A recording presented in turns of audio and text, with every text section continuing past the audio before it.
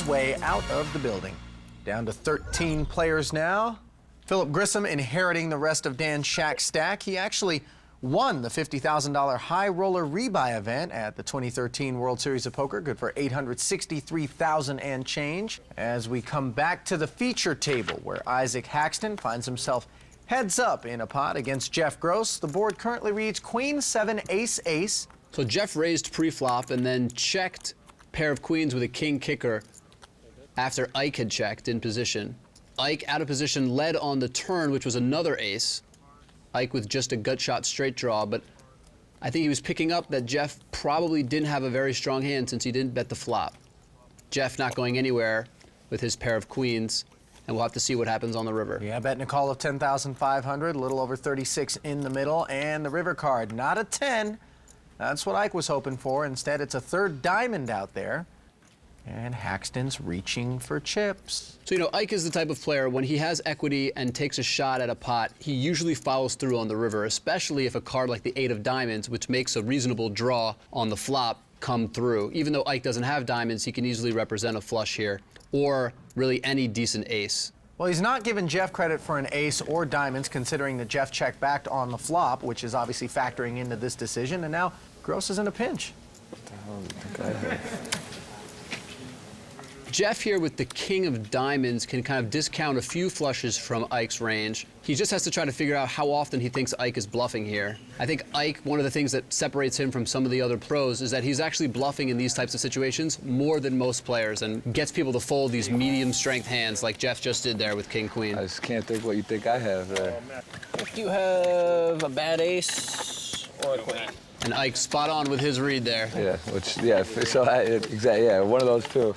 Jeff's wondering if his cards have backs on them. Meanwhile, over at the outer table, Ace 9-10 rainbow board, Eric Seidel finds himself all in with 5-6 suited. And not looking good as the turn leaves him drawing dead. Joseph Chong dispatches the Hall of Famer, who is heading into the South Florida sunshine, 100K lighter in the pocket.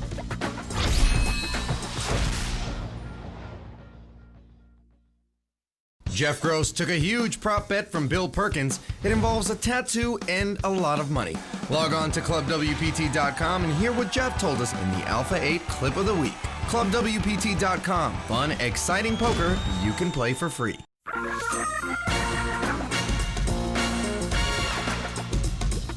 With Eric Seidel's elimination just before the break, we are now down to 12 players. With 7 at our table and 5 at the outer table, we've moved 1 player to balance the tables.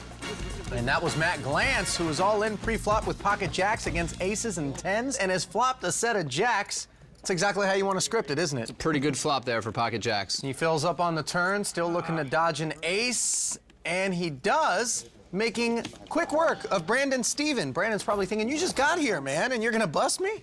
Yeah, huge pot there for Matt Glantz. Always hard to go home busting with aces.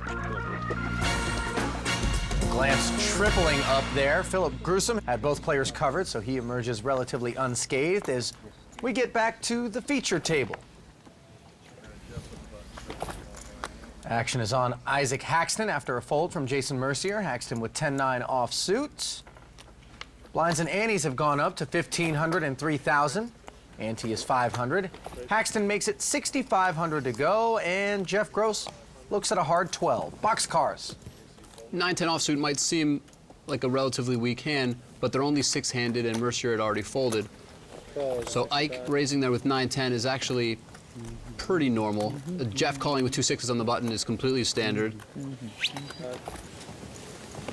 Ike with about 40 big blinds to start the hand, and he'll end up heads up with Jeff heading to the flop. And that flop is 10-10 deuce. Easy game.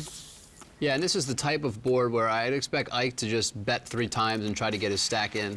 It's very deceptive, 2 10s on the board and him holding one of them, and even the other card being as low as a deuce. Well, the first bullet is a 10,500 caliber.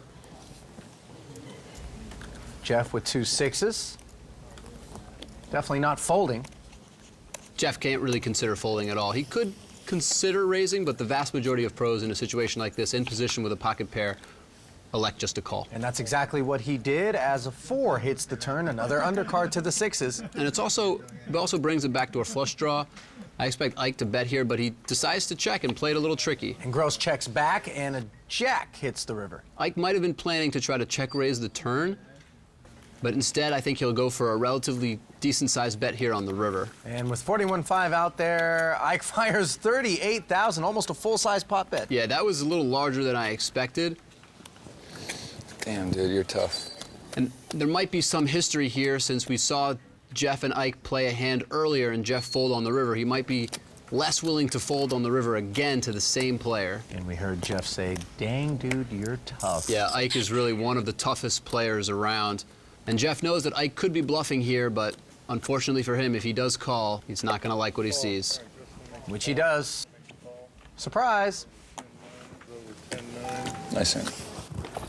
Jeff might have been a little bit tired of folding on the river. He might have just overestimated Ike's bluffing frequency, or maybe not, just in this case, Ike had it. It's tough to tell. It's a very difficult spot there for Jeff. Decided to go with it, but unfortunately, Ike did have 3 10s. I was gonna lay it down. Yeah, he should have called with the king-queen against Ike's king-jack earlier, and he should have laid down here. Just wrong decisions, wrong times. And sometimes just looking at the results is tough to tell whether, a player is playing well or not. Sometimes they're just getting unlucky and running into certain hands from their opponents. I think it's reasonable for Jeff to call there, but it's really tough to tell. Well, Gross starts this hand with 170,000 and change, and he has put 6,000 of it out there with ace-10 offsuit. It's like you are not afraid. Blinds are at 1,500 and 3,000, so 6K is the min raise right now. Antes are at 500. Daniel Perper has ace-jack suited. And he is going to ship it. 23,000 total. Dan Perper very short stacked here, just under 8 big blinds. Pretty easy all in with ace-jack suited, but he does run into the ace-queen of Jason Mercier, who does not fold. He just calls, and another ace-jack suited, this time for Isaac Haxton, but he's got a razor, an all-inner, and a cold caller in front of him, so he's going to lay it down. Good disciplined fold there by Ike. Oh, this is awkward. 4 hands and 4 aces. All right, Jason, if I hadn't just spewed off 40 on that river, I might play with you, but I think you got like either me dominate or a pair, yeah. Perper just not able to get anything going throughout this tournament. I had ace-10. Which includes 2 bullets. And I had ace-jack. I was like, oh man, I don't feel like I'm even gonna get this. When you start tanking, I was like, oh God. Was in a good spot to try to double up, but then ran into Jason Mercier behind him, who had ace-queen. And the flop, King, Queen, 9. Not over for Daniel Perper, despite Mercier's having the better hand right now. He's looking for a 10 to make Broadway. Actually has 4 outs instead of the 3 he had before the flop. He needs any 10 to make a straight. Well, 6 isn't going to cut it, and now he's got 1 pull, add a 10 to make Broadway and stay alive. Get some. That's the face of a man whispering quietly, 10, 10, 10. Instead, it's a 7. Daniel Perper has been eliminated. Knew that was gonna happen. And that's never a good feeling when you bust having put 2 bullets in. First time I've had a playable hand in 6 hours, and then... Unfortunate day for Daniel Perper.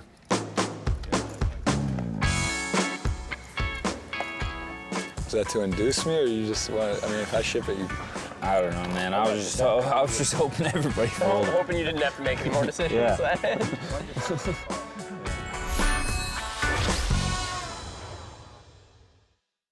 Alpha 8 is brought to you by ClubWPT.com. Fun, exciting poker you can play for free.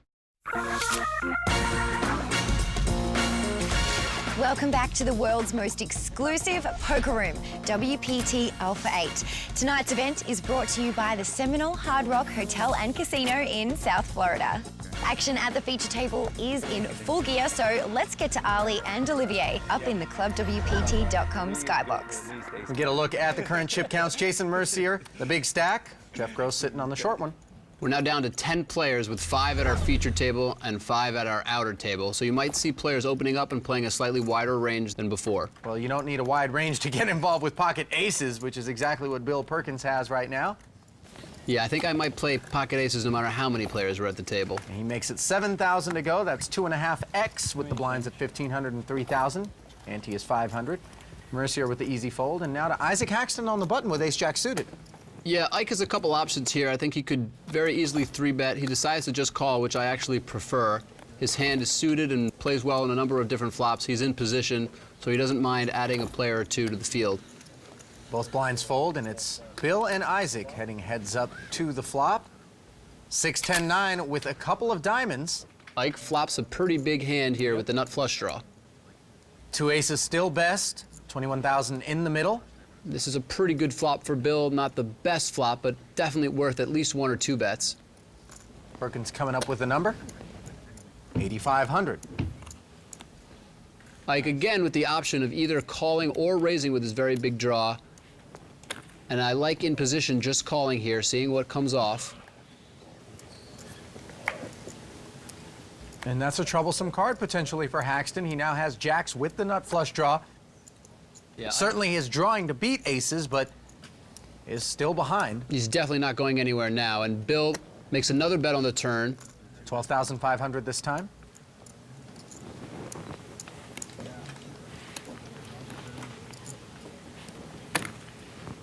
Haxton calls the 12-5, pot up to 63 even.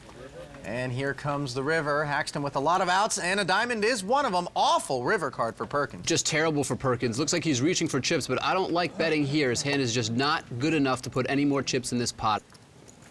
Obviously now Ike is going to raise this bet, and hopefully Bill will be able to get away with just one pair here. But I think Bill could have gotten away with just checking the river and saving some chips. Yeah, it looks like Perkins may have lit a match to 15K. Really hard to justify betting with that board texture on the end. Sometimes it's just tough psychologically when you have 2 aces in your hand to accept the fact that maybe you've lost a hand. And of course, here's the big raise from Haxton, the 67 total. Now, obviously, Bill doesn't beat anything. Any 8 or king is a straight, 2 diamonds is a flush, and he does find a fold. So at the river does make the good decision finally. Oh my God, that is not the best. Not the best hand. Not the best board. And Perkins gives Haxton a look at the 2 aces. Wow, it just got worse and worse. It just got worse. I should have just opened shoves on the flop. Might have lost. That would have been interesting. Wow, Perky gets the 1s. I had an ace too. I know he called me with some ridiculous hand. Over at the outer table, Philip Gruesome has open-raised all in with ace-7 offsuit. Matt Glantz has made the call with queen-9 suited, and we head to the flop. Philip, his tournament life at stake, and it's a 9-high board. Glantz now has the best hand. Philip is hoping for an ace to stay alive. Turn card doesn't connect, and he has 3 outs once.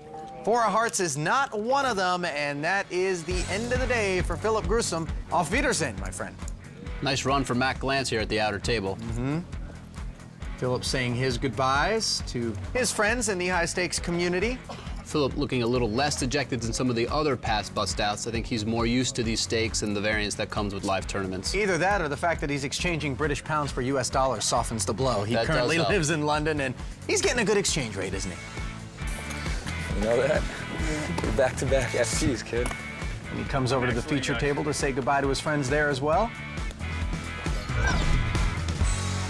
And they are down to 9 players, so they will consolidate into 1 table.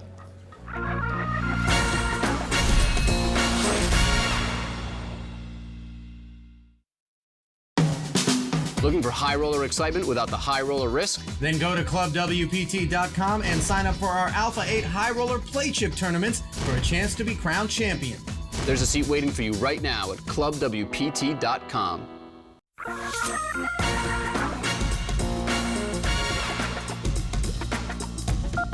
Welcome back to the Seminole Hard Rock Hotel and Casino here in South Florida for the continuation of our inaugural WPT Alpha 8 event, where the room has shrunk a little bit. We're down to 1 table. There's also been a redraw, so all the players have new seats, and we've been joined by 3 strong pros, Joseph Chong, Stephen Silverman, and Daniel Alayi. Matt Glantz, after taking a break from the feature table and moving over to the outer table, he's gone from short stack to chip leader. It's been a good run for Matt. Nice little shift out there. And there's a look at the current chip counts. As we mentioned, Matt Glantz, the chip leader. And we pick up the action at the feature table with the blinds at 2 and 4,000, ante at 500. Pocket deuces for Jason Mercier, and he pitches it. Wow, that's surprising. I can't see myself folding deuces there with no real short stack. Maybe I should re-look at my under the gun range now that I see Jason folded. Yeah, stop being such a fish cake, Olivier. Ace-10 offsuit for Bill Perkins, folded around to him, and he makes it 10K to go. Silverman with pretty easy call on the button with pocket fives. No need to re-raise? No, his hand is not strong enough to re-raise, and he's in position looking to flop a set and win a big pot. Of course, you do invite the squeeze whenever you smooth call on the button in a spot like this. And it's not really a squeeze, but JC Tran is most certainly going to be playing back with pocket kings. Yeah, JC looking to 3-bet and get as many chips as possible into the pot before the flop with his monster pair. 27,000 total. Bill Perkins bows out, and it's 17K for Silverman to call. Good disciplined fold there by Bill.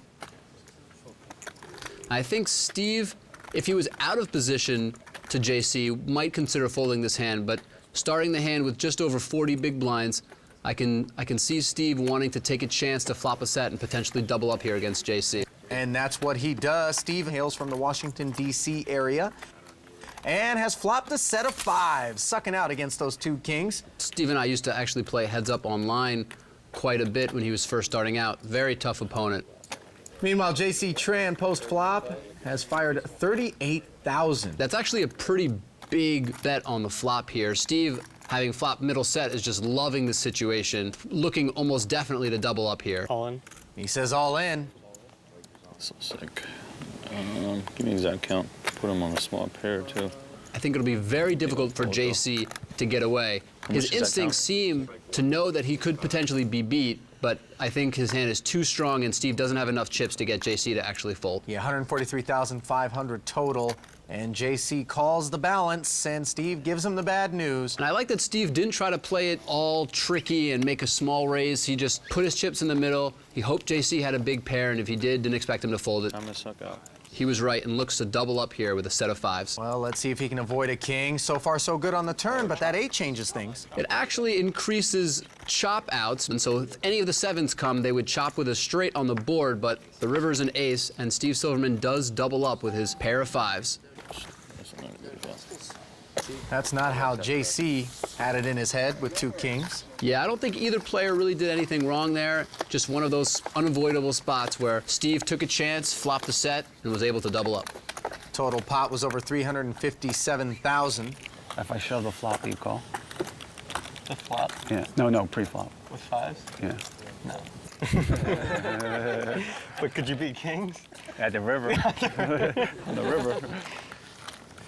Action is on Jeff with pocket sevens. Jeff starting the hand with just about 17 big blinds. He moves all in. Jeff decides to move all in here. Very easy. Jeff under the gun, 9-handed here. Is that like 70? 70 exactly, yeah. All in with 2 sevens. 69,500 to call. Action over to Joseph Chong. And with ace-queen offsuit, he is going over the top and all in, 174,500 total. Yeah, Joe's stack is such that it doesn't really matter if he calls or raises all in. He's basically committed for the rest of his stack if he puts in the 70,000 that Jeff Gross has put in the middle. Almost 18 big blinds and his tournament life at risk. Oh, that's a good start. That's not gonna do it. Show me ace-king, Joe. And you hear Gross say, show me ace-king, Joe. Ace-queen, pretty much the same thing. Of course, Chong either had an over pair or 2 over cards. Good luck, brother. It's going to a good guy if you get it. Thanks, appreciate that. And we see from the stats that Joe's actually a small I like favorite seeing with that ace-queen offsuit, which is not typically I the like case. seeing The that reason ace. here is that our statisticians have actually included all of the folded cards from the other players. Great flop there for pocket sevens, though. I wish I had ace-king now. Yeah, I know, right? Club. Jeff looking to avoid an ace or a queen on the river. Here's the river. And that river card is a 10. Jeff Gross stays alive. Thanks. Yeah. That's an awkward spot, too, with sevens. Under the gun, 9-handed. You know? I almost just raised, and I was like, I can't raise full. I gotta just ship it. Try to get a race or take it down. Action continues in a moment.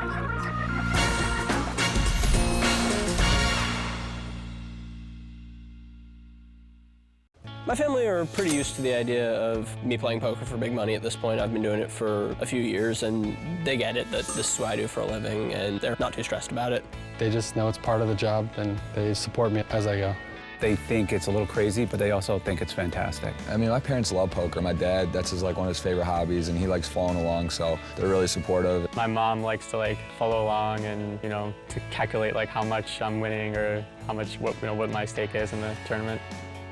I just try not to tell my mom. She would have a heart attack, so I don't tell them anything. I like that. Chong is a good son. Why would you want to kill your mom by telling her you bought in $100,000 to a poker event? That's how my mom would feel about it. As we pick up the action here, you see the current chip counts. Matt Glantz still the big stack. Bill Perkins on the short one. Ace-Jack offsuit for Steven Silverman, who makes it $10,000 to go, and it's folded around to Matt Glantz.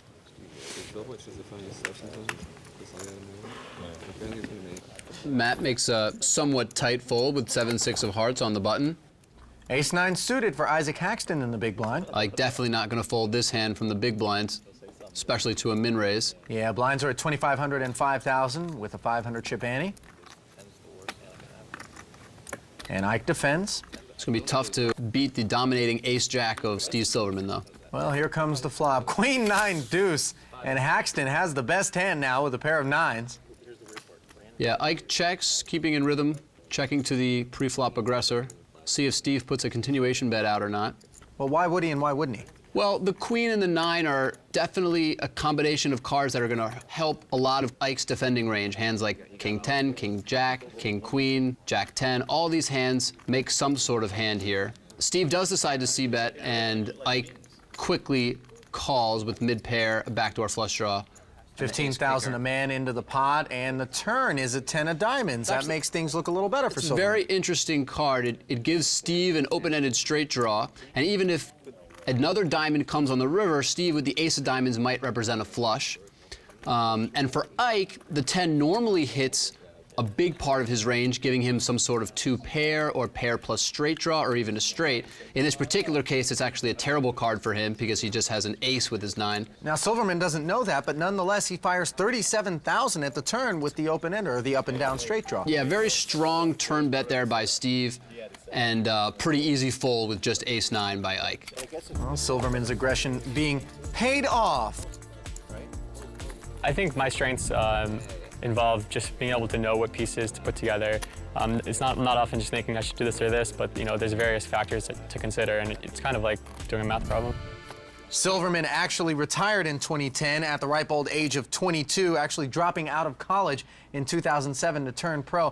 I'm not on that program.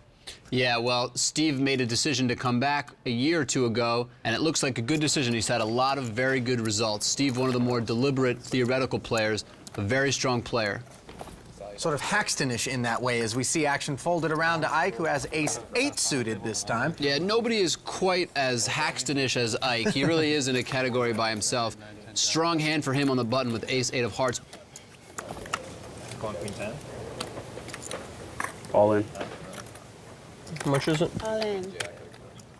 Bill Perkins, short stacked here, decides to go all in with his raggedy ace. It's probably like 73,000. 72,000 more for Isaac to call, and he makes that call and will be pleased to see himself in a dominating position. Always in a situation against him too. We're like probably Ace like 4 or 5. Go ahead and just get your wheelbarrow. I gotta turn it over. Yeah.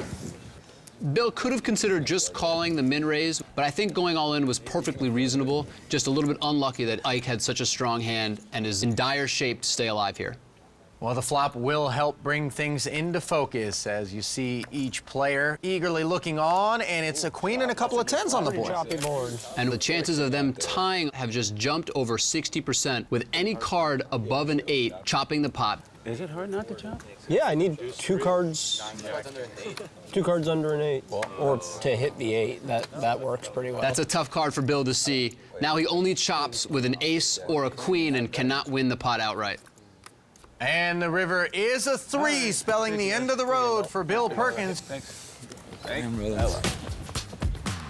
See you. Yeah, Bill Perkins, very popular among the pros, become almost a regular in these big buy-in events, actually finishing third in the 100K at the World Series for just under $2 million.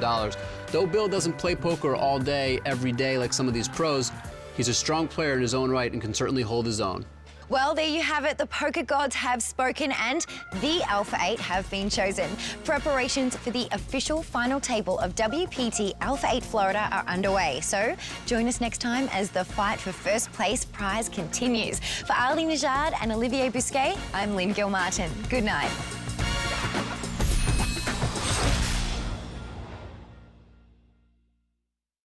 It takes a lot more than luck to make it to poker's most elite final table. Each of our players have paid six figures and earned their way to make it this far. For some, it will be a big success, but for others, not so much. This is WPT Alpha 8.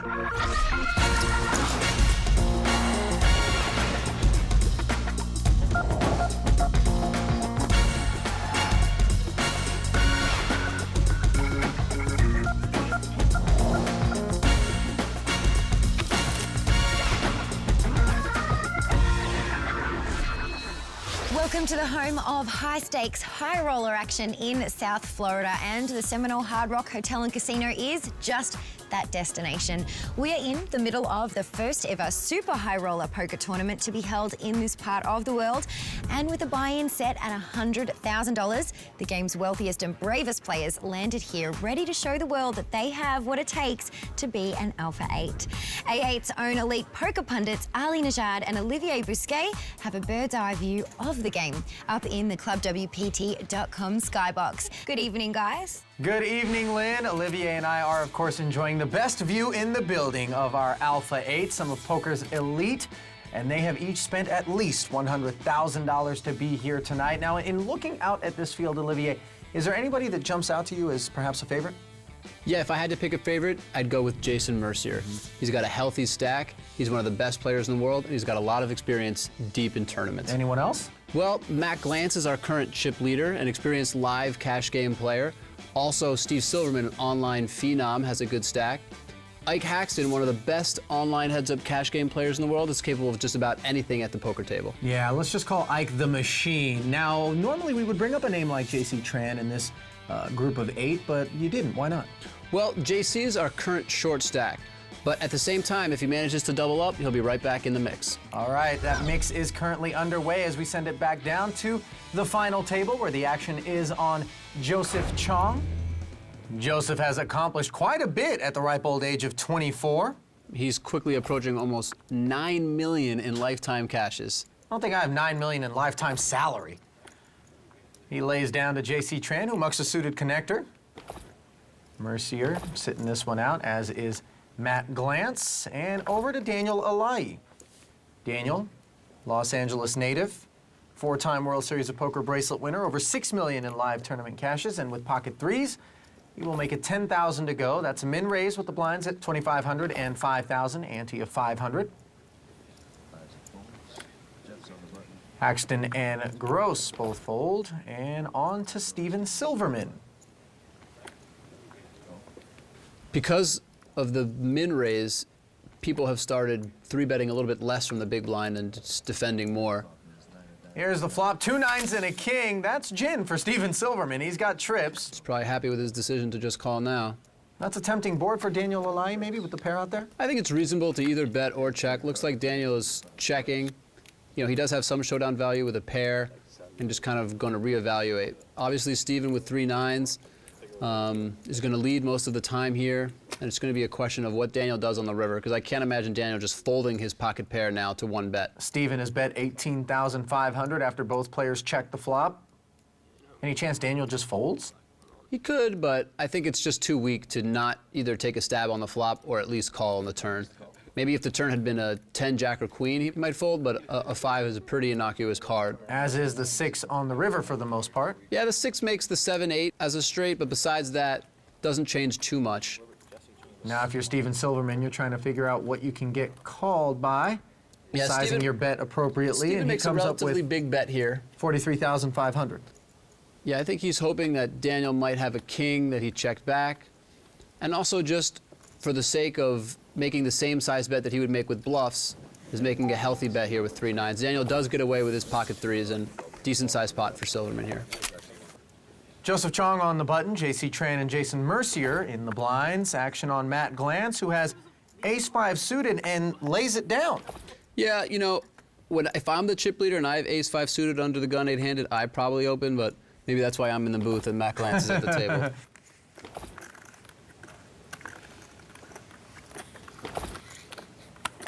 Action folded all the way around to J.C. Tran in the small blind, and he's going to limp in with ace-8 offsuit. Yeah, I don't like this play. To me, ace-8 offsuit is the perfect hand to just go all in with from the small blind. Yeah, he's on the short stack right now. Instead, it's Jason Mercier who's going to put J.C. all in with king-10 offsuit. J.C. making the call. And I got to say, I'm not a huge fan of Jason's play either. King-10 is a reasonable all-in to JC's stack, but at the same time, he could just check, and King-10 actually plays very well against JC's stack size heads up. Well, here comes the flop. It is ace-4-7. Pair of aces now for JC. King-10 not looking good at all. 3 of hearts on the turn means Jason Mercier is drawing dead. And while they count down the stacks to find out exactly how much JC has doubled to, we'll send it down to Lynn Gilmartin with our 9th place finisher, Bill Perkins. Well, I'm hanging out here with Bill Perkins. Unfortunately, he's in a chair he'd probably rather not be in. He was eliminated in 9th place, just missed out on the Alpha 8. Bill, what happened? Was playing against some tough players, some very good players, and mixed it up. Made a couple mistakes that found me short stacked, and now I'm out. Now, you did spend almost the whole tournament right next to your coach. That was great because, you know, I always want to show my hand, and he keeps me from showing my hand. That's one. He's one of the better out there, up-and-coming poker players, so it's good to have your sensei right there. Now, tell us about the rest of the table. Do you think there's some really particular tough spots there? I really think it was tough against Isaac when he was on my left. You know, I've played in cash games with him before and seen him fire some big bluffs, and it's really hard to get a read, and if you guess wrong, you're really severely hampered, and Jason's fairly tough to play against. I pretty much got out of his way. At least now you have front row position. We can kick back Front and row seats, yeah, enjoy the watch him. show. Yeah. Let's see if Jeff can take it to the end, huh? Yeah, I'm rooting for him. You know, I think with a scarf like that, you gotta at least get in the money, right? Only JG can pull it off. Well, thank you so much for talking to us, Bill. You're welcome. All right, let's get back to it. Now, scarves I can tolerate at the poker table, but if anyone starts wearing mittens, that's it. That's where you draw the line? That's where I draw the line. Goggles would be weird too, wouldn't they? Yeah, Slightly. that's just strange.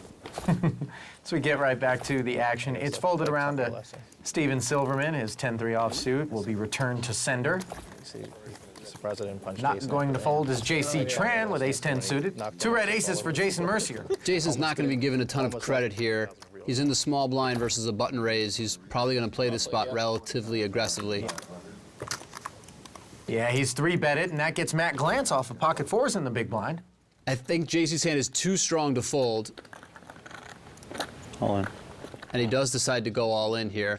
I prefer a call here with JC in position with a hand like ace-10 suited, but I think an all in is reasonable. It's just unlucky to run into pocket aces from Jason. And an incredible flop. Oh, nut flush draw for JC, and Mercier knows it. That's a really great flop when you're up against 2 aces. Two more random black cards.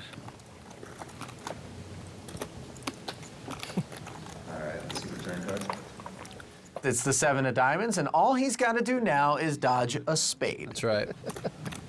That's not black. Do this one real slow. Tran's looking for a black card with a pointy tip on the suit. Can he connect and double through Jason yet again and stay alive? He can. It's the deuce of spades on the end. What a bad beat for pocket aces. That's unbelievable. And you can see no reaction from either player there. And now Jason's just lost 2 all-ins in a row to the same player. And he went from, at least my favorite at the beginning of this final table, to now relatively low in chips. Yeah, and JC, meanwhile, has gone from 6th in chips all the way up to 3rd. Just like that, poker tournaments can just get flipped upside down. Action on Steven Silverman. Both he and Joseph Chong lay down. And Jason, with 12 big blinds, looks down at Jack 10 of hearts doesn't really have many options here. Looks like Custer's gonna make his last stand, moving all in with that suited connector. Daniel Alahi with ace-6 on the button. I'm not exactly sure what he's thinking about. I don't think this would be a very good call here. 61,500 is the number. Jason's going to have a lot of hands that dominate him. Okay. And there are two players behind Alahi who could put pressure on him if they wake up with a decent hand. So Daniel does decide to call here with ace-6, but in my mind, this is a pretty clear mistake. Well, we'll see if Daniel gets away with that mistake as he heads to the flop heads up with the ace. You see from the percentages, he's actually a dog in consideration of all the other cards that have been seen and folded. He's definitely a dog after this flop. Yeah, King Jack 10 gives Jason Mercier bottom 2 pair. Well, he does connect with a 6 here on the turn. Increases his outs from just a queen to now an ace, 6, or queen. And the river card is a 6. Running 6s to make trips for Daniel Alahi. And that's the end of Jason Mercier. I mean, that sends chills up my spine to see Jason go from first in chips with 9 left to out in 8th place. Just an unbelievable set of hands for Jason. Incredibly unlucky there. Jason, of course, you're the homegrown hero. Everyone's been saying that they wanted to steer clear of you. Did you feel like you really had a lot of confidence in this event? You know, I was really excited about making the final table and was hoping to make it into the money and hopefully win the thing. I know that bad beats are kind of, you know, they're part of the game, but how do you handle situations like that? Try not to think about it. Yeah, I mean, that was pretty bad. Anytime you lose with aces all in pre-flop is going to be pretty frustrating, but, you know, it doesn't always work out the way that you plan. Welcome back to sunny South Florida in the Seminole Hard Rock Hotel and Casino, where when you're not playing poker, there is plenty to do. You hit the beach yet, Olivier? As soon as I bust the tournament, I hit the beach. You just wear your swimsuit underneath your poker attire, right? That's right. My swimsuit is my poker attire. Action folded around to Steven Silverman, who's got pocket 7s. Pretty easy open here for Steve. Blinds are at 3 and 6,000 with a 1K ante, so Steve's raise to 12,000 is a min raise. And it's folded around to Daniel Alahi. Daniel's going to defend his big blind for an extra 6,000 with 8-6 suited. And the flop, 10-4-3 with a couple of spades. Normally this just goes check, bet, fold. Danny really doesn't have any equity. Daniel has checked it over to Steven. And Steven has bet 18,000. Pretty comfortable flop for Steven. 2 undercards, just 1 overcard, and it's just a 10. Not the most commonly played card. Oh, look at this. Daniel Alahi check raising to a total of 46,000. And you see the unpredictability of Danny. Most players, if they made this play, would have some sort of equity, a flush draw, a straight draw, or something. But Danny, with just 2 weak backdoor draws, decides to go for it and get Steven to fold 2 7s, which is pretty remarkable. Stone cold bluff from Alahi, the 4-time World Series of Poker bracelet winner. He knows a thing or two about cards.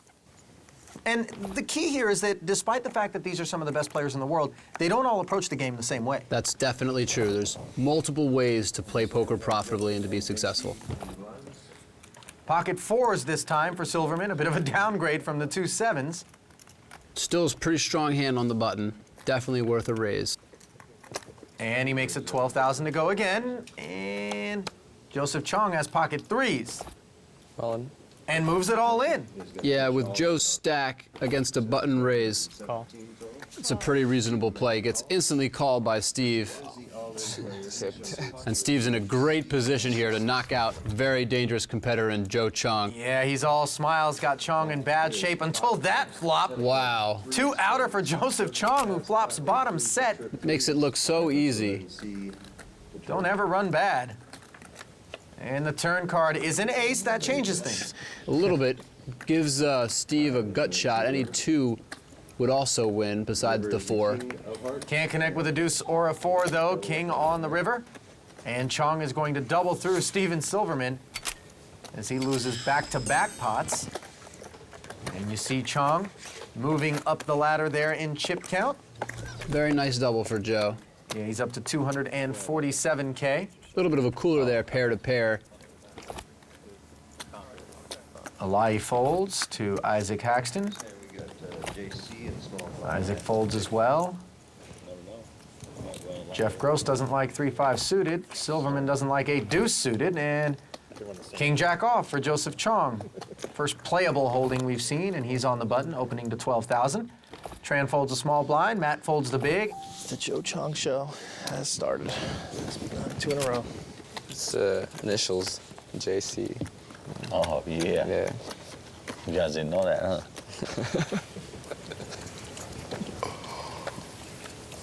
Somebody asked me that, like, once. Apparently, Ike didn't get enough sleep last night. I was just kidding, and I said, just call. And then, like, on one of the sites that had my nickname in it, just call. Come on. I'm like, And Joseph Chong is keeping the accelerator depressed here. 10-8 offsuit. He opens again, raising to 12,000. You're going to see a flop, heads up. 4-5 suited for Eli in the big blind. He defends and the flop. Jack 9-6. Couple of hearts. Open ender for Joseph Chong. Not a bad flop for Joe. Again, no equity at all for Danny here. Really not much of anything. And a much more dangerous board, frankly. Yeah, no hero check raises in Daniel's future. You never know with Danny, but I expect no, and he does fold pretty quickly. And that makes, what, 3 in a row for Joe? Yeah. 3 in a row. I wasn't planning on playing this tournament, but last second I decided to, so I had to find $100,000 to buy in with. So I just kind of walked around hoping one of the guys playing had a rebuy ready that I could just borrow off him. Hey, Tom, you don't have 100 on you? 100? Sure. 100,000. Yeah, 100,000. I asked Matt, he said he can't approve it. You just filming me walk around begging for money. I have good credit with them. I'm good for it, so I can go around and just ask them to borrow usually. Jane? Yeah. Can you ask him if he can give me $100,000? Sure. And to give to Joe. Is this for you? Yeah. Oh, yeah, for his buying. It's for me. Just kidding. Well, that's buying, and Yeah. I'll vouch for Okay. Yeah, I can get it from, I'm gonna get it from Phil tonight. Though, Okay. So, yeah. All right, thanks. You just said that on national TV, by the way, Joseph, so be careful. So now I can play $100,000 super high rollers. Tom Hall's underwriting department a little more liberal than the average lending institution. Yeah, you know, to someone who's a little bit less familiar with the poker world, they might think that that situation is incredibly bizarre. But it's actually not that uncommon for people to loan huge sums of money to other players that they know, not even necessarily that well, for them to play big buy-in events or big cash games. And in poker, the thing that really matters is your reputation. Joe Chong, very reputable guy, a known quantity in the poker world, and a number of players feel comfortable loaning him the money to play the event. Yeah, well, they know that he certainly has a little bit of money after almost $9 million in cashes over the course of his career. I don't think he's blown it all on backpacks and ball caps. Pocket kings now for Chong. And he opens for a raise to 13,000. After winning 3 hands in a row, getting dealt pocket kings is not a bad follow. Yeah. People start to get suspicious when you play 4 consecutive pots You try to win every single hand, they feel like maybe you're out of line. People might stop giving you credit. This would be the time for Joe, for someone to not give him credit. Ike here with 10-7 in the big blind defends a little bit wider than some of the other pros. I think he feels extra comfortable playing post-flop, even out of position. He's not looking good against 2 kings. He has flop 10s, though, on the Jack 10-6 board with a couple of clubs. And he checks it over to Chong, who checks behind. Very interesting check there by Joe. Board pairs on the turn.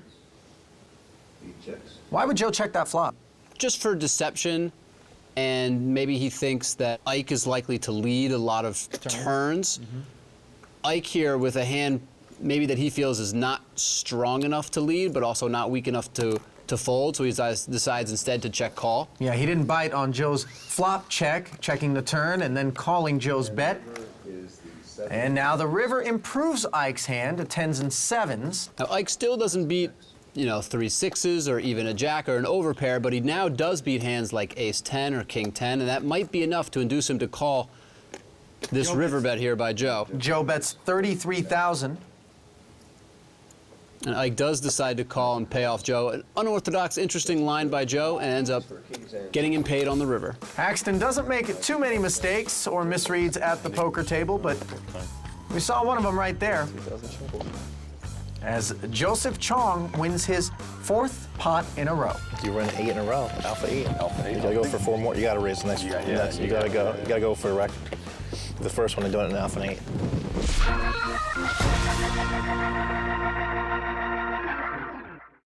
Alpha 8 is brought to you by ClubWPT.com. Fun, exciting poker you can play for free. Welcome back to the final table of WPT Alpha 8.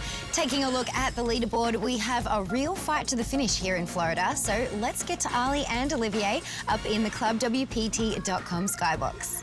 Thanks, Lynn. During the break, Joseph Chong decided to let someone else win a hand of poker. His streak was broken, but he is up to second in chips right now as the action continues at our final table. Button is on Steven Silverman, Chong and JC Tran in the blinds. Matt Glantz first to act. He lays down the 9-7 suited. Pocket threes for Daniel Alai. And raises to 12,000. Min raise. Haxton mucking Queen Jack off. Couple of more folds in front of Joseph Chong, who has 2 5s in the small blind and calls the extra 9K. Tran looks at King Jack offsuit, and he'll call an extra 6. We will take this flop three-way. And that flop is ace 8-4, all hearts, 43,000 in the middle. And Chong's gonna bet out for 20,000. He doesn't even have a heart here. This is a very surprising lead from Joe into 2 players on this type of board. He doesn't have a heart or any sort of real hand here. JC calls with the king of hearts here, and Alahi raises. This is a very strong play here. Maybe he picked up on some weakness from both Joe and JC, but Alahi himself doesn't have much of a hand, just a pair of 3s and a low heart. He was the pre-flop raiser, so maybe he's trying to continue a story that he, hit that ace maybe with a big heart, the queen of hearts potentially, since we know JC as the king of hearts. Well, JC makes the call, and the turn is a 10 of diamonds. JC adds a Broadway draw to his flush draw, checks over to Daniel, and Daniel quickly checks back. Yeah, this puts a little bit of a hole in Danny's story to check back on that 10 of diamonds turn. River is a king. So it's not the heart that JC was looking for, but it does give him a pair of kings and the best hand. JC checking again, and this time Alai reaching for chips with 177,000 in the middle. He fires 112,000 with nothing but a pair of 3s. At this point, JC doesn't beat much, and he does decide to let it go. Danny playing pretty unorthodox poker here. And you saw a quick grin on the face of Daniel Alai, like he knows he got away with one there. Blinds have gone up to 4 and 8,000. Ante steady at 1K. Aren't those the sweetest pots? When you know you have nothing or you're probably beat and you win. The old bluff. Yeah, those feel the best. A relatively tight fold from Matt Glantz as the chip leader with Queen 10 offsuit.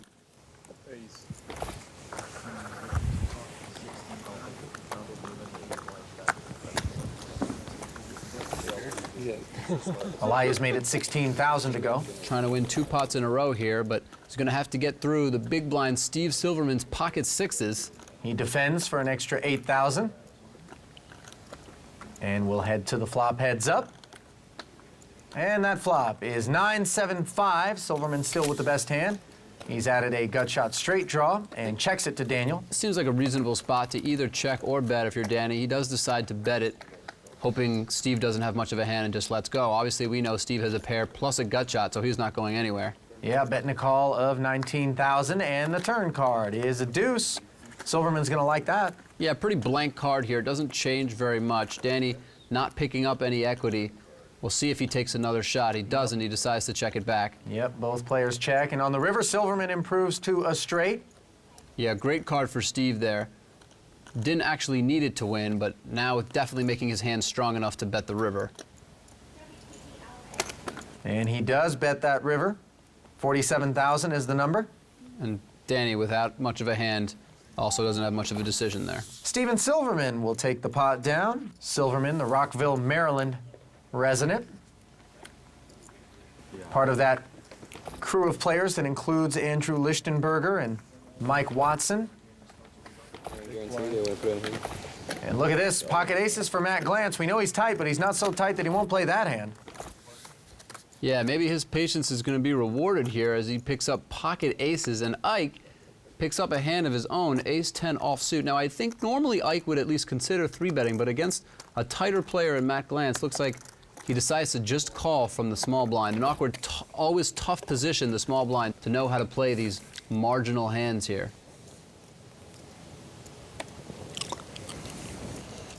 Jeff Gross with 9-6 offsuit. He's been pretty quiet as of late, probably dying to play a pot. And from an odds perspective, what a great opportunity to get in there.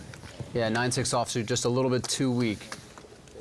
So it's heads up between Haxton and Glance, and look at this. It's top set for Glance, top and bottom for Haxton. This spells trouble. Yeah, the case ace with a second pair for Ike. This is an absolute disaster. If a king, jack, or queen does not come off, Ike is destined to lose a huge pot here. Isaac checks it over to Glance, and Glance bets 15,000. Now, having played with Ike a bunch online, I know Ike plays a little bit of a more passive game, especially out of position. He likes to check and call, and he likes to do it with some strong hands as well as some weak hands to keep his hand disguised, and he does elect to just check and call on the flop here. Blank on the turn. Yeah, Ike checks again.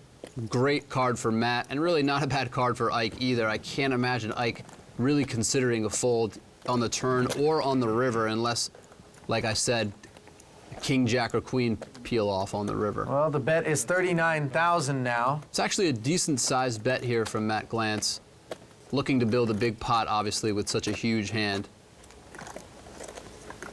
And Haxton nonchalantly deposits his call into the middle. Yeah, he's drawing dead here. Completely drawing dead, so any money that he adds to this pot is gone. And this 5 doesn't really change much again. I think it's going to be very tough for Ike to get away here. I actually think it might even be a mistake for him to fold. We can see that Matt Glance has an absolute monster and that Ike had no shot the entire hand, but still, Ike with aces and tens here, probably just too strong to fold. And he does check call that final bet, which was 65,000, and gets a look at top set. He doesn't seem entertained. Big pot heading over to the chip leader. Yeah, a little bit of a cooler there for Ike. I always think he never has it. He gets called and has it in nuts. Yeah, Haxton. That's a look of disgust on his face. See more Alpha 8 Florida action with some surprising plays in the 4-bet bonanza we saved for A8's Clip of the Week. Just log on to ClubWPT.com for your exclusive look. ClubWPT.com. Fun, exciting poker you can play for free. Hi, welcome to Council Oak at Seminole Hard Rock. This is our chef's table. Thanks for having us. Cheers to WPT Alpha 8 and to the Seminole Hard Rock for hosting us. Grave and the That's my name. That's so cool. Wow, look at that. Do you have WPT Alpha 8? Do you know how hard this makes it to commit a crime?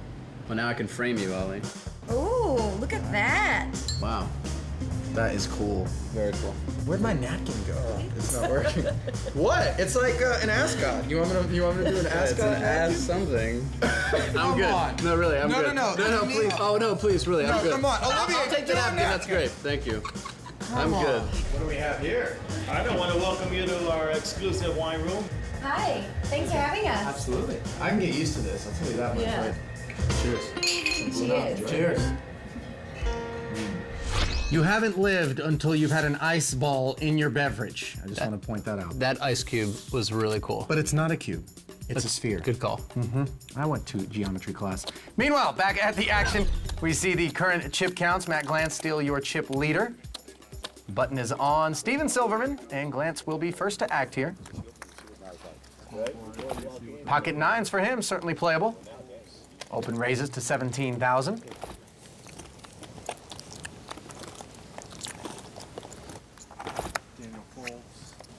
Both Alahi and Haxton fold over to Jeff Gross, who's on a short stack and happy to take a look at 2 black kings. Yeah, with 12 big blinds, this is a sight for sore eyes here for Jeff.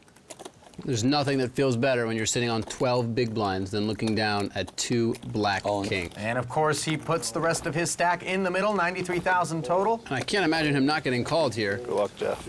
And of course, Glance calls, turns over the 2 nines, and gets the bad news that he has got a 2-outer heading to the flop. Great spot for Jeff. Sacktown, Jeff. Sacktown. One thing's for sure is I won't feel safe to the river, even a king high. You were patient. You deserve to win. I bet it became King Deuce Deuce. You feel pretty safe.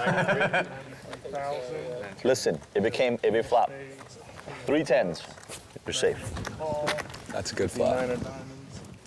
Here comes the flop. And it's king high. Jeff Gross sitting very pretty. Matt Glantz is going to have to hit running diamonds or running nines in order to win this pot.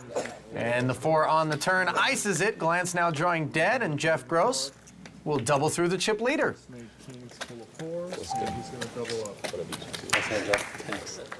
With no sweat on the river, that is a nice way to double up for Jeff Gross. 93, yeah. JG is back in it. I didn't know I was out of it. Got to look at the prize pool there. Over $2 million was generated from our 18 entrants. First prize will be over $891,000, almost $250,000 to fourth place. Daniel Alayi folds an ace. And Isaac Haxton with Queen 9 suited will push in $73,000. This may be a result in part of the blinds having gone to 5 and 10,000, reducing the value of his stack. And now it's on to Jeff Gross. Yeah, this is actually a pretty tough spot with 2 5s. Looks like Jeff decides to fold. Wow, breathe now, like. Take a breath.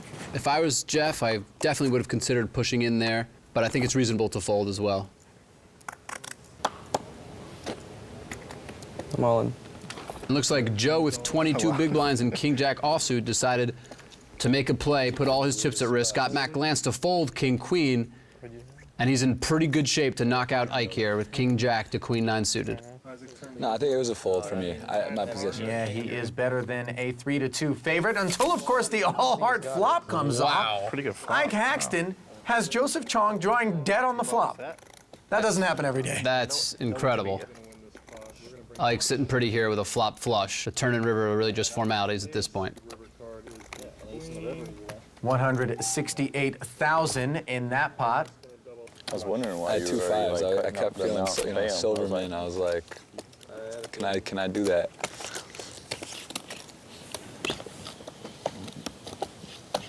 A little bit of wealth redistribution in the last 2 pots. Ace-6 offsuit for Joseph, who is now down to 146,000. A little bit of luck redistribution, too. Yeah. Over to Ike. He's on the button with ace-3 off. And even though Ike just doubled up, he still only has about 15 big blinds. And with an ace on the button, this might be enough for Ike to put his chips at risk again. All in. Indeed, he says all in. Now to Jeff Gross.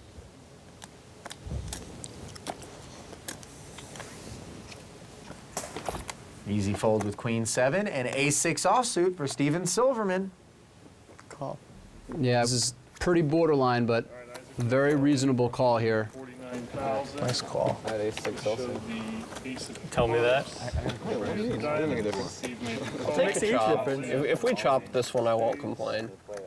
Yeah, Steven's got to be real happy to see Ike has a worse ace than him. It's not too often when you have ace-6 that your opponent is all in with a weaker kicker. King Jack 5 on the board. 5 would be fine. So I guess I want you to turn a wheel here? No, I don't want the wheel draw. I do like that. Oh, look at that turn card. A 3 gives Ike the best hand and has Steve needing a 6 to win the pot.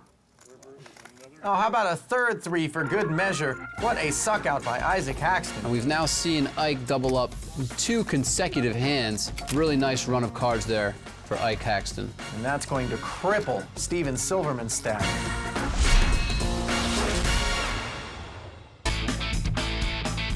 WPT Alpha 8 is sponsored by ClubWPT.com, the site for fun, exciting poker. You can log on now and start playing for free.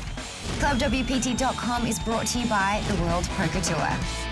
Our inaugural World Poker Tour Alpha 8 event from the Seminole Hard Rock Hotel and Casino in South Florida rolls on. We began the action with 18 entrants, and now we are down to just 7 at our final table, each of whom bought in for at least $100,000, save for 2 players who have re-entered, those being both Daniel Alayi and Isaac Haxton, who are in for $200,000 apiece. Your current chip leader is Matt Glantz, and currently on the short stack is Joseph Chong with $100,000. $35,000. The blinds are at 5 and 10K. The antes are at 1K, and the action is on Danny Elahi. Elahi looks down at ace-7, sitting on 227,000 in chips. Danny sitting on about just under 23 big blinds. Going to open for a min raise here. And it's 2 nines for Isaac Haxton on the button. You know, Ike might normally decide to just call with 2 nines here, but I think because Danny has 23 bigs, he's probably going to 3-bet and hope that Danny can go all in so he can get heads up with him. Well, you are right, my friend. 50,000 is the total amount of the 3-bet. Haxton starting this hand with 300,000 in front of him. I think Ike will be disappointed, though, because ace-7 offsuit doesn't strike me as a strong enough hand for Danny to put his tournament life and 23 big blinds at risk. Both blinds fold, and it's back around to Elahi. Folding certainly not an option, and just calling not very attractive. So Elahi is going to sail off for the full amount with ace-7 off. Isaac calls. Yeah, I think this hand is a little too weak to make this play with. Maybe if he had a hand like ace-10 or ace-jack. You know, everybody knows that Ike is an aggressive player, but I think Danny is misplacing some of his perception of Ike's aggression. Yeah, this seems to have more to do with the situation and the opponent than with the actual holding for Danny Elahi. 2 nines game on his all in with the ace-7. Here's the flop. Now Danny's looking for an ace, and he gets one, but unfortunately it comes with a 9 as well, giving Isaac Haxton a set of 9s and putting Danny Elahi way behind, just 2% to win this particular pot. He needs to see a 4, ace, or a 7 on the turn, otherwise he'll be drawing dead, and sure enough, a queen on the turn draws the curtain to Danny Elahi's day and to $200,000 in investment. Overall, though, I felt Danny played pretty well, a little bit unpredictable, just didn't get enough good hands when it mattered. Welcome back to the world's most exclusive poker room, WPT Alpha 8. Tonight's event is coming from the Seminole Hard Rock Hotel and Casino in South Florida. Thank you, Lynn. And inside that exclusive poker room, we are down to just 6 players with the loss of Daniel Elahi in 7th place. At the top of the leaderboard right now is Matt Glantz with 743,000, followed by Isaac Haxton in 2nd place with 462,000. J.C. Tran with 378, Jeff Gross 245, and the 2 short stacks at the table belong to Steven Silverman and Joseph Chong, respectively, 158 and 114. Couple of folds in front of Matt Glantz, who from the cutoff, or 1 away from the button, has raised it to 21,000. Blind steady at 5 and 10 with a 1K ante, and Isaac Haxton with ace-10 offsuit has called. Small blind folds, and now it's to Steven Silverman with Jack-8 suited. Tempting. Yeah, I think Steven's almost always going to call here from the big blind. I was a little bit surprised to see Ike just call with ace-10 offsuit. Both him and Matt are relatively deep. I think I would have considered 3-betting there with ace-10. From the big blind, 3 players to the flop.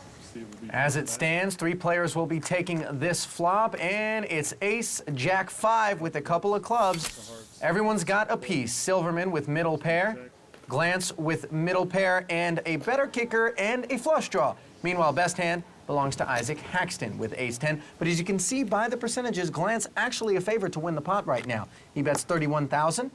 Haxton calls, Silverman out of the way, and we're down to heads up. Yeah, pretty standard so far. It'll be interesting to see how Matt decides to play the turn here. Queen rolls off, and Glantz checks to Isaac. Haxton checks back. Isaac checks. Matt's conservative and tight image definitely giving him a free card there on the turn. Meaning Haxton more often than not would have fired that turn card against I think other against opponents. some other opponents he would have. And look at this. Jack.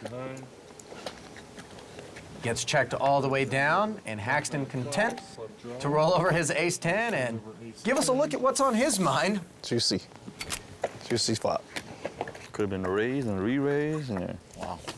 Yeah, I think Ike just decided to not go for thin value against a player like Matt, who he didn't think would call particularly light, but might check some kind of tricky, strong hands. But I certainly would have tried to go for value there on the river.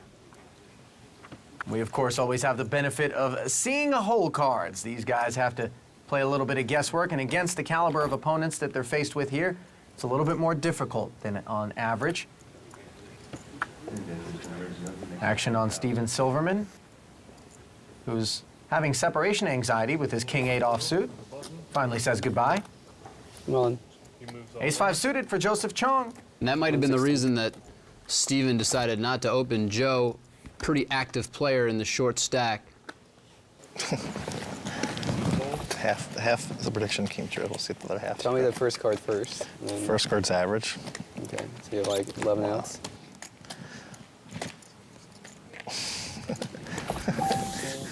Glance playing the squeeze game. First card was dead average. Hearts are pretty good, though. Did you want me to find an ace under the 8? Did you want me to find it? That time, no, he didn't. Not That one, no. I had an ace. A suited ace. Ace-5 suited. Yeah. Chong telling the truth. Somewhat of a rarity in the poker community. At least at the table when it comes to what hand you had. Yeah, I think at the higher stakes buy-ins, if players talk about their hands, they actually tend to be pretty honest. Haxton out of the way, and now Jeff Gross, with $239,000 in front of him, takes a peek at Queen 4 suited. Looks like Action was folded to... You gotta believe that Jeff Gross's gum is just all out of flavor at this point. He has been smacking that thing hard since the top of the event. And he is going to make it 20,000, min raise. Pocket deuces for Silverman in the small blind, showing pause. There's 6 players left out of 21. I bet you Bill re-enter right now for 220. Special case.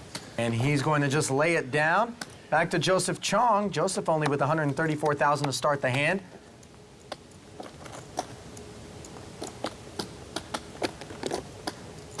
He is going to defend for the extra 10,000, and we go to the flop heads up. And that flop, 5, 6, 9 with a couple of clubs. Bottom 2 pair for Joseph Chong. Flush draw for Jeff Gross, and Chong is going to lead right into the pre-flop raiser for 25,000. All in. Call.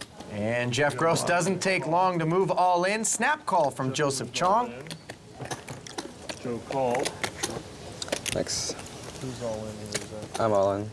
I just wish I just shipped it. I could have avoided the controversy. Well, I wish I shipped it. 5 of clubs, 9 of hearts, 6 of clubs. But I had the first opportunity. Is all in. Here comes the turn. 10 of clubs. Jeff Gross gets there. Wow. And now Joseph Chong is left in need of a 5 or a 6 to fill up, make the best hand, and stay alive. Here comes the river. It's the 3 of spades. And Joseph Chong, who at one point had won 4 straight pots and really run it up and looked to be controlling the table, is busted. Unbelievable. We saw something similar with Jason Mercier earlier, where Jason had been crushing and then got a little bit unlucky in a couple hands, and he himself also busted. And that is the way high-stakes live tournament poker can go from time to time. Most importantly now, with the loss of Joseph Chong, we're down to 5 players, and you know what that means. Yeah, you can expect the tension to really rise here as the 5th finisher gets $0, and we're really looking at a huge bubble here. Well, A8 Florida has seen its lion's share of losers. The good news is we are close to crowning a champion. So, who has the moves that will make them the alpha player? Join us next time here in South Florida when we will play down till we have a winner. For Ali Najad and Olivier Bousquet, I'm Lynn Gilmartin. Good night.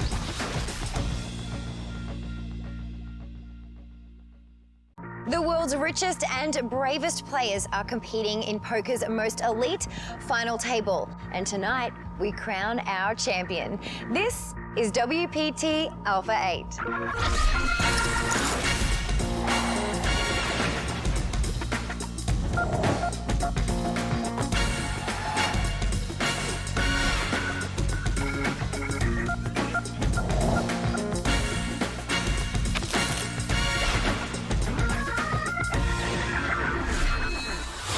Welcome to the Seminole Hard Rock Hotel and Casino and what has become the biggest pressure cooker in South Florida, the A8 Final Table.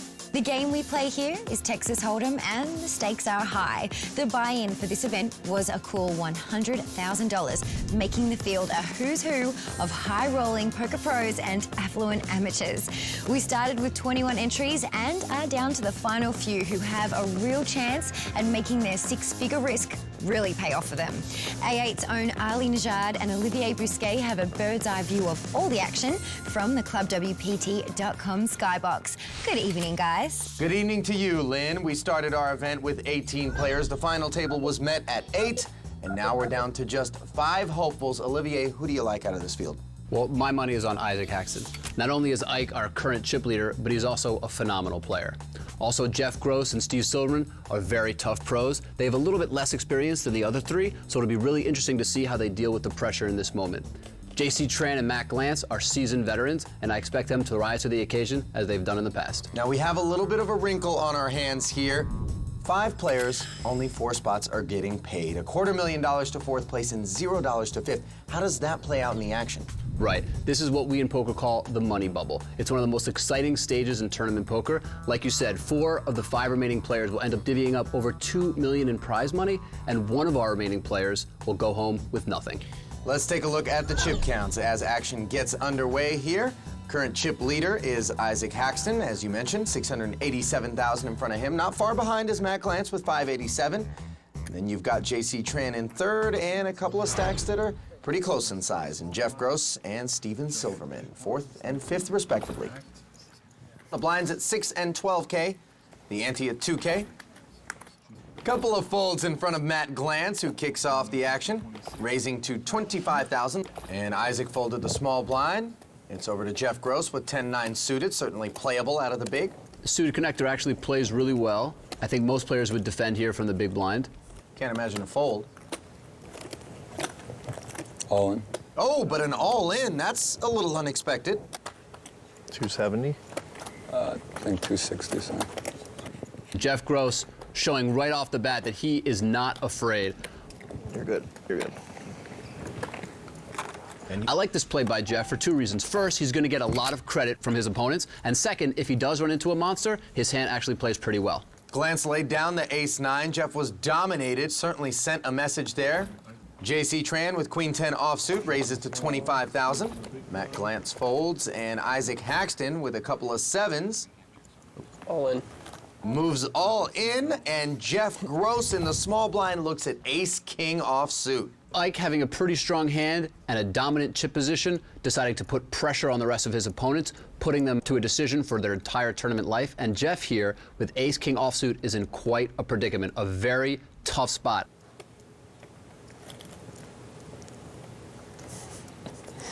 This is getting comical. Every hand, so. You seem to have pulled back a chip from your small blind.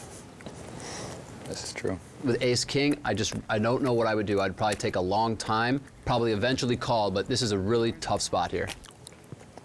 Sorry, when you guys see my hands, you'll understand. Jeff really deliberating here, referring to what he considers a number of difficult decisions that he's had to deal with in this tournament. It's pretty common when you're playing with such a tough level of competition that you're going to be put to real tough decisions. Jeff ultimately deciding to play it safer and folding ace-king. I want that hand. Jeff, you really can't talk about how difficult your decision is when there are people left to act. It really changes what JC calls with. If you call after you talk about how close and hard it is. But it doesn't, like the difference between a mid-pair, like a big ace, how's it? Jeff, what happened to Leroy Jenkins? It's a bit, yeah, I should have Leroyed it. Come on, kid. Our 9th place finisher, Bill Perkins, hanging out offset. Gross is actually his coach, but looks like Perkins has given him a pointer or two, saying he should have Leroyed it there, referring, of course, to the viral video entitled Leroy Jenkins. Just watch it.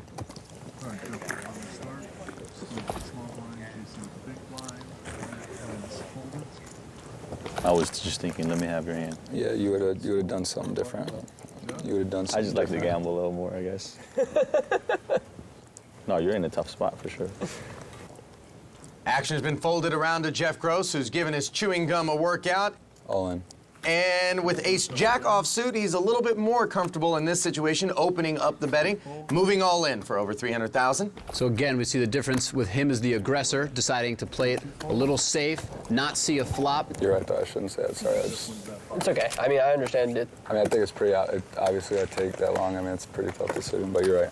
So. No, it's not so much what happens if you take that long and then fold, but if you take that long and then call, it's a lot easier for JC to call with jacks or tens than if you. I see your point. I'm just saying it's like in my mind I'm looking at like it's it's obviously they're like but he whatever. could be saying the same thing with queens. Yeah, So it's not easy for me to. It's not like he knows I have either a big ace or I have a pretty big pair. It's like, but a player as sharp as JC, I don't think it matters. But you're right. In a normal scenario, it might influence him. So the player's talking about the etiquette. Ike making the point that you want to keep the information to yourself, not give the other players a clue as to what your hand might be. So I can't wait to hear from my friends about this one. They're probably having a field day in there, especially to you, but all in. Action is folded around to JC Tran, who moves all in with an ace-jack offsuit of his own. Matt Lance without a decision in the big blind with just 9-3 offsuit. And it's another tour of duty with ace-king offsuit for Jeff Gross. He's had some premium hands to start off the action this evening, and Jeff has raised it up. Jeff Gross has some experience in big buy-in events. $10,000 2012 World Series of Poker heads up. He finished 8th. In 2013, he played the six-handed event, $25,000 buy-in, finishing 12th. It's like Ike's chosen to defend with ace-10 of diamonds. And not the best board texture for ace-king as the flop comes 7-4-8. Ace-10 suited, certainly not thrilled with the board either, as Ike checks it over to Jeff, who checks behind. And the turn card, a 5 of hearts. There's a wet board. Yeah, if I'm Jeff and I decided not to take a shot here on the flop, I'm probably just giving up and going to fold to any further aggression. Looks like Haxton has the same idea in his head and is looking to take advantage by putting a bet out there with what is, of course, the worst hand. Ike taking advantage both of his chip position and the weakness that Jeff showed on the flop. I like this bet here, even without a lot of equity. He's just in a position to put a lot of pressure on Jeff.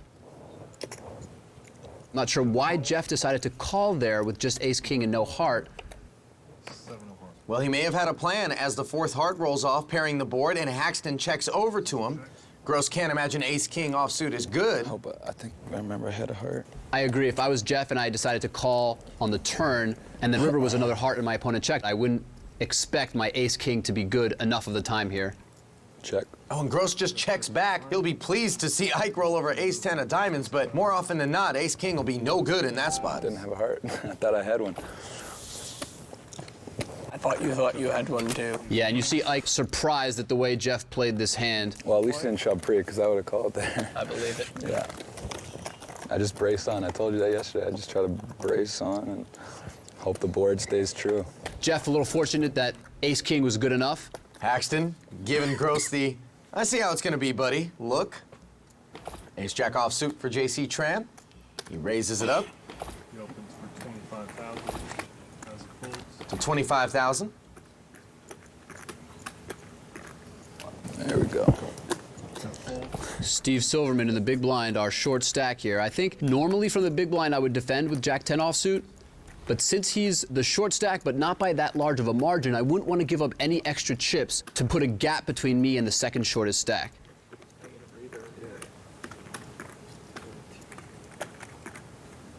Steve calls out of the big blind. Silverman has opted for just a call. But look at this gin. An ace and two tens. Silverman has JC crushed with trip tens. JC with just aces up. And both players check. Conservative but thoughtful check from JC. Relatively dry board and doesn't think he can get much action. I don't like this check on the turn by Steve. I think he's getting a little too tricky planning a check raise. And Tran not biting, checks back on the turn. And River's the best hand with aces full. Disaster for Steve and Silverman. Yeah, this is a huge turn of events here. Steve, by all accounts, must think that his hand is best here, and looks like he's going to come out with a bet. I do think he should be able to get away from the hand, though, when JC moves in, because there's just no way, from Steve's point of view, that JC will be bluffing here. All in. And that's exactly the way the script plays out. Silverman bets out, JC moves all in rather short order. And there are two reasons I think JC is unlikely to be bluffing. One is that it's such a critical moment, and two, it's not that unreasonable that Steve himself has an ace. And if JC were bluffing into an ace, he would just be giving up all of his chips for no reason. Silverman seems to understand what you do as he lays down, and JC picks up a nice pot. We'll see if Steve Silverman can recover from that small misstep as the action continues from Florida. Alpha 8 is brought to you by ClubWPT.com. Fun, exciting poker you can play for free. We are cruising down Millionaires Row in Fort Lauderdale, where all of these houses are multi-million-dollar mansions. I'm up here with Captain Gary, First Mate Pablo. These guys live the dream, cruising around the canals of Fort Lauderdale all day, every day, and today they're taking us with them. This is the largest marina south of Annapolis, Maryland. All the boys come down with all their toys just to show off their yachts. Oh, look at that. What would that be worth?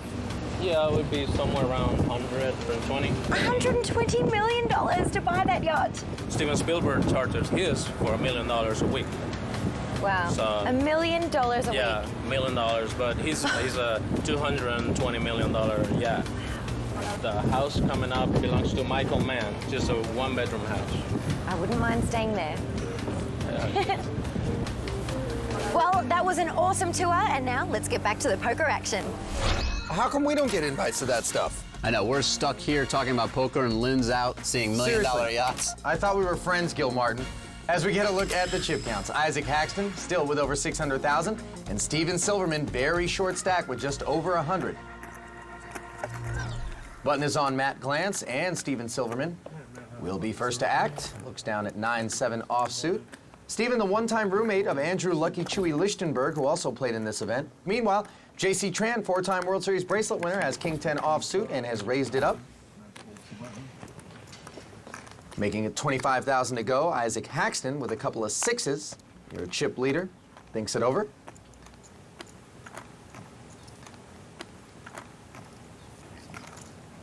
He's going to just call from the small blind. The main reason Ike decides to just call instead of move in is because Jeff Gross has moved up so much in the chip count that now Ike would be putting more at risk by moving in. So it's heads up to the flop. And that flop, King, King 4 with a couple of hearts, a pesky one for pocket sixes. JC is flop trip kings, and Ike is staring at a paired board with an undercard to his sixes. He's probably thinking that it's such a tense moment on the bubble that he has JC out chipped and that therefore JC will play pretty straightforward. So this bet will give him all the information he needs rather than just checking and calling and potentially seeing a disastrous turn card that would give JC a better hand. So this is not necessarily the type of line Ike would take with the pocket sixes, but given the context, he elects to do it this way, and JC is playing straightforward, right away raising up to 125,000 total after the lead for 42. And JC picks up a nice pot. It's really important to have a good mindset coming in and, good stamina, especially at my age now. I feel like I'm pretty old. I'm 36. Wow, 36 is old. What does that make us? I know. As the action continues at our final table. Fold it around to Ike. Ace-9 suited for Isaac Haxton. And he is going to raise it up, making it 33,000 to go. Wow, Ace-King offsuit. Great spot for Steve Silverman. You know, if he had 300 or maybe even 200,000, it might be easier for Ike to get away here. But with just 107,000 chips, under 10 big blinds, there's just no way Ike can fold Ace-9 suited. And of course, all in and a call. Haxton gets the bad news. Wish I had more chips. Wish I had a little more chips. Stranger things have happened. Silverman's tournament life at risk here on the bubble. He is dominating Isaac, heading to the flop, but he does need to hold. Steve complaining that he didn't have more chips. I think I'd just be happy enough that I got my money in so good here as the short stack. Flop is a very safe one for Ace-King. Neither player connecting with the board. Queen 7-4 rainbow. And the turn card is a 6. All Silverman needs to do is avoid a 9 on the river to double through Haxton and stay alive. And easy enough. 3 on the end. Solidifies the double up. I think Steve was probably the only person rooting for himself there. All the other players hoping to burst the bubble and guarantee themselves a nice payday. They do it quietly, though. Well, with that, we do have a new chip leader. Take a look at the board. J.C. Tran has inherited that title with $528,000. Matt Glantz in second. Action is on him. And Ike has managed to move down into 4th place out of our 5 finishers. And with the blinds up on this hand, all in. Ike with 25 big blinds has decided to move in here with 2 10s. You can see he's not messing around on the bubble, just wants to take the pot pre-flop. This is a really big all-in pre-flop, though. Yeah, Ike always has a very strong hand when he does this. I would say 2 9s or ace-queen minimum. Call. And JC takes a look at ace-queen and says call. There will be a new chip leader. Good luck, guys. Wow, when you think about that range that I just described from Ike, ace-queen is probably a fold. And right now, Ike is in the race of his tournament. If he loses it, he will be out and the bubble boy. And a queen right in the window on the flop. JC jumps out to a huge lead, but Ike knows he can hit a 10 or a jack to take over control of this pot. Or another 10 to the turn. Tension mounts, 8 on the turn. And now, our one-time chip leader, Isaac Haxton, needs to hit a 10 or a jack to double up and stay alive. Anything else, and we have burst the bubble. Can Haxton hit? No, he cannot. And that's it. Minus 200K for the effort. And you see him rolling his eyes, and you can't blame him, Olivier. Yeah, a really tough set of hands there for Isaac Haxton. Probably the toughest player that was remaining. All the other players are just elated to now be guaranteed money and to have one of their toughest competitors out on the bubble. An absolute brutal set of hands for Ike, who was our chip leader with 5 left and now goes out in 5th place with no money. That is the way the poker cookie crumbles sometimes. I'm joined by Isaac Haxton. You have been eliminated just shy of the money. I know that's such a tough spot to handle, especially for this amount of money, but you still seem to be in good spirits. Yeah, you know, you show up for a 20-player tournament, you're going to bubble it about 120 times, so I'm reasonably content with what I did. All right, well, thank you so much for talking to us. So sorry to see you go. Find out everything that our players have to say after a bust out. Simply log on to ClubWPT.com for an exclusive look at all of our exit interviews from Alpha 8 Florida. ClubWPT.com. Fun, exciting poker you can play for free. All 4 of these players in the money right now. They can breathe a little bit easier, but the pay jumps are significant, of course. As you get a look at the total prize pool of over $2 million and how it divvies up. And Jeff Gross will begin the action here, laying down 10-3 offsuit. And a premium holding for Steve Silverman, ace-queen suited. Steve on the button here with about 16 big blinds here. Is that enough to play with, or does he need to move all in? I like either, a small raise or just an open shove. I think either play works fine with this hand. Min raise from Steven, and ace-jack offsuit for JC, who is 3-betting it to a total of $68,000. Yeah, button versus small blind, ace-queen suited against ace-jack offsuit is really just a cooler. Not much either player can do here besides just put their chips in and hope that their hand either holds up or gets lucky. All in.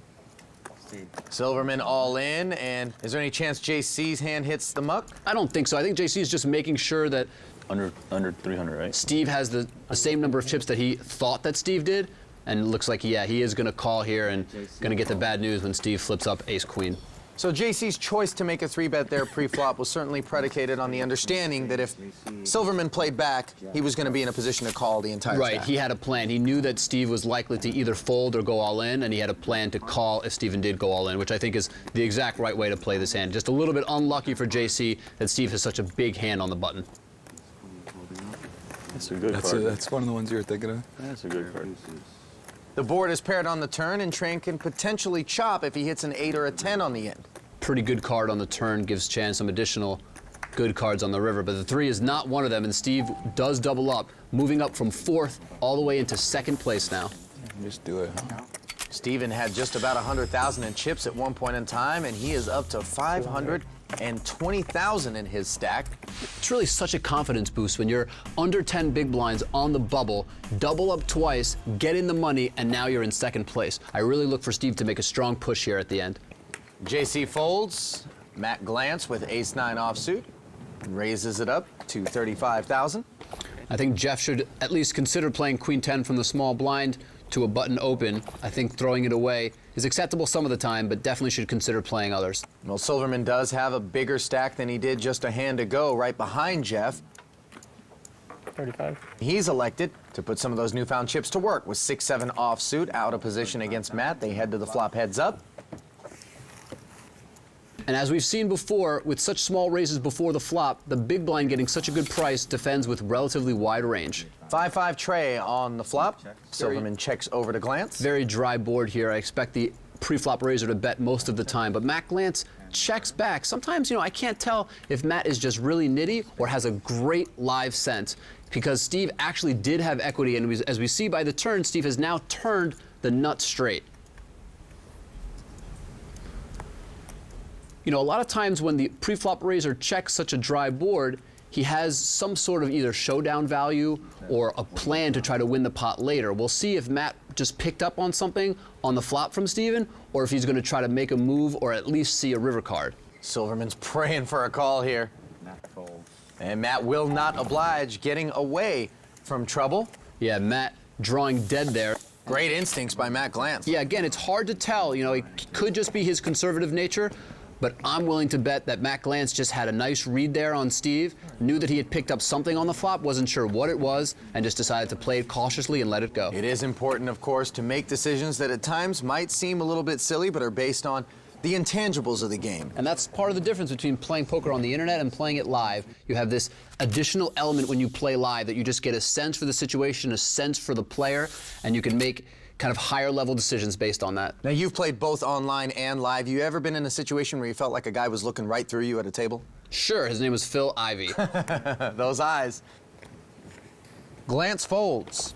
Actions on Gross. It's interesting to note that Jeff Gross folding a raggedy ace on the button. The button is really the strongest position at the table. I think that's too strong of a hand to fold. Maybe Jeff is looking to move up in the pay jump. King Jack suited for Steven Silverman. Silverman raises.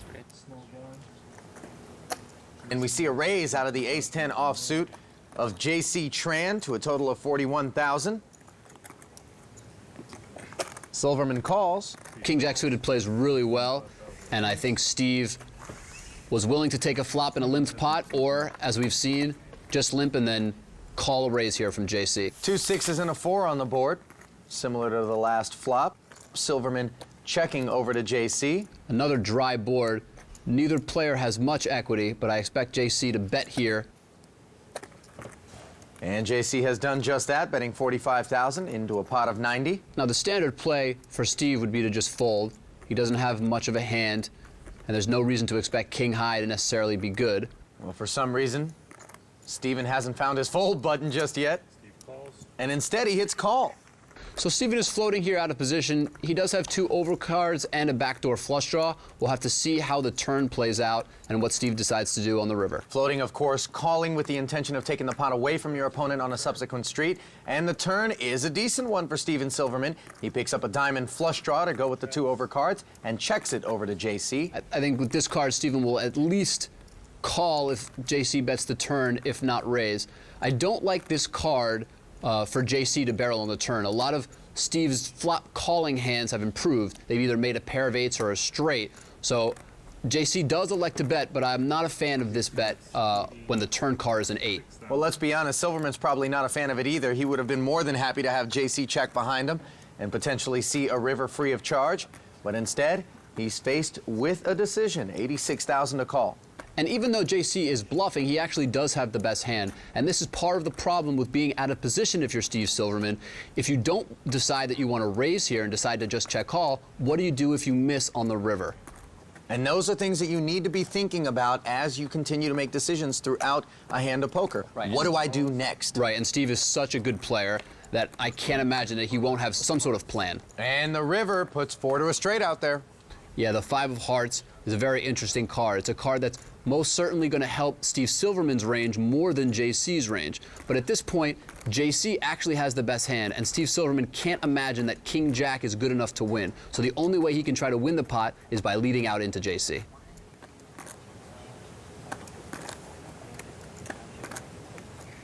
And we see that Steve has now elected to lead into JC, representing the 7. He missed his flush, but he still had a plan to try to win the pot, and out of position, his only option was to just lead right out into JC. And you see Tran laying down the best hand.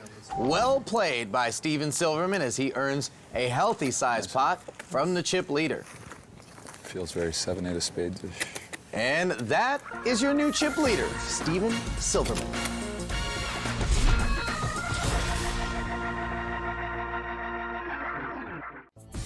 Welcome back to the final table of A8 Florida, coming to you from the Seminole Hard Rock Hotel and Casino.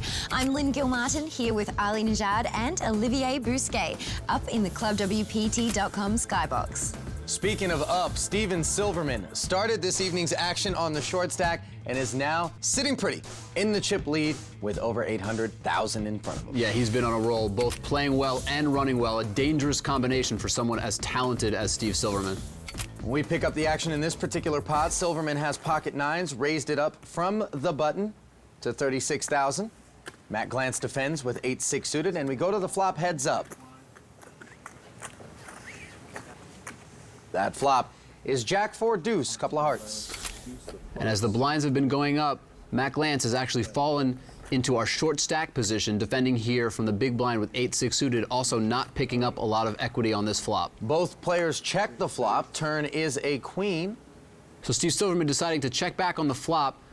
His hand he thought was strong enough to take a free card, but he didn't want to face a check raise, so he just took a free card.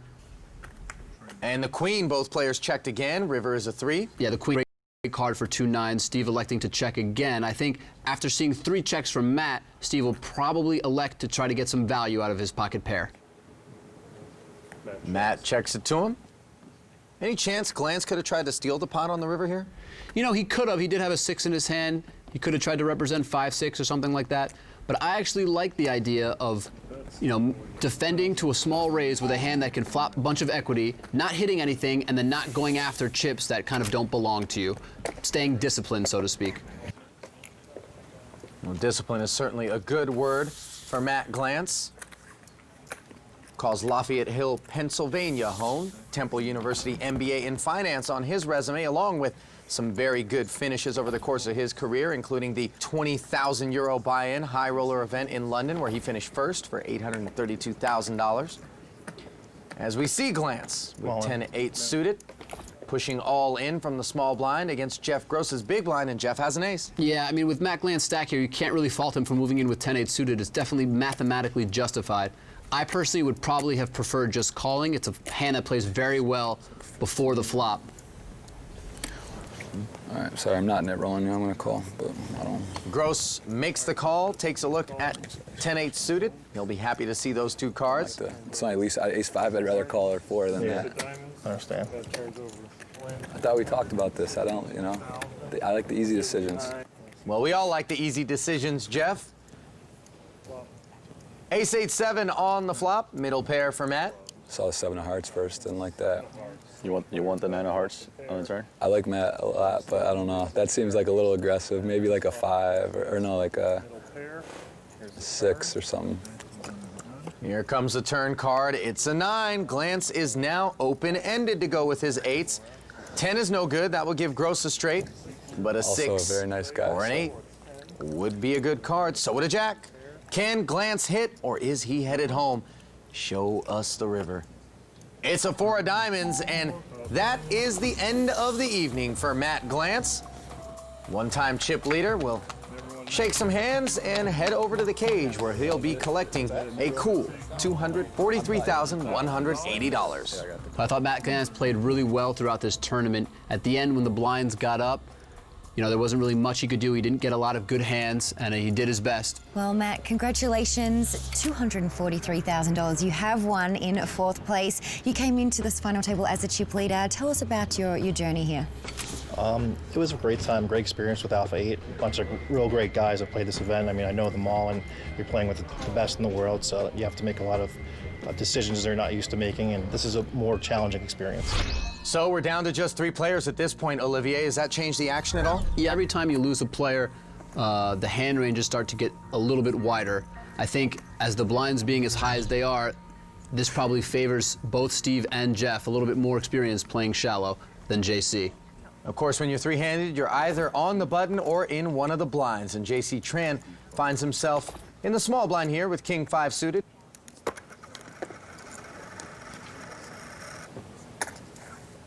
He raises it up to 35,000. Jeff Gross is defending with 10-9 offsuit. And the flop. Ace 10-9, 2 hearts. Absolutely huge flop for both players. Obviously, Jeff Gross flopping bottom 2 pair, and JC flopping the nut flush draw. I wouldn't be shocked if all the chips got in the middle right here on the flop. Well, there's currently 76,000 in the pot. Yeah, JC is going to lead out for 41,000. And now Gross has a number of options. Yeah, if I'm Jeff Gross, I don't mind just calling here and seeing another card. Obviously, there's a lot of potential draws, but you disguise the strength of your hand when you do that. At the same time, raising is fine too, just trying to get it all in right here on the flop. And Gross does raise, making it 112,000 total, which puts the ball back in JC's court. All in. JC Call. all in. And he does move all in here, so JC gonna have to hit a heart or 2 running cards to make a bigger 2 pair. Otherwise, he's gonna be out of the tournament. Yeah, Gross